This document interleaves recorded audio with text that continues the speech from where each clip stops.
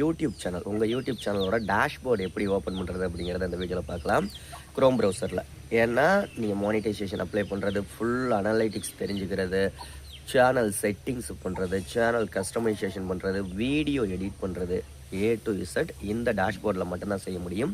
YT studio ஆப்பில் ஒரு சில அனலைட்டிக்ஸும் ஒரு சில விஷயங்கள் மட்டும்தான் எடிட் பண்ண முடியுமே தவிர A to Z இந்த டெஸ்க்டாப் மோடில் க்ரோம் ப்ரௌசரில் போய் நம்ம ஓப்பன் பண்ணால் மட்டும்தான் இது மற்ற விஷயங்கள் சேனலுக்கு A to Z செய்ய முடியும். ஓகேங்களா?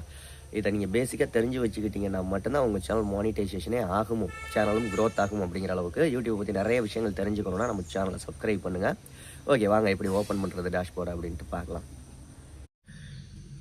ஓகே ஃப்ரெண்ட்ஸ், உங்களுடைய க்ரோம் ப்ரௌசரை ஓப்பன் பண்ணிக்கோங்க.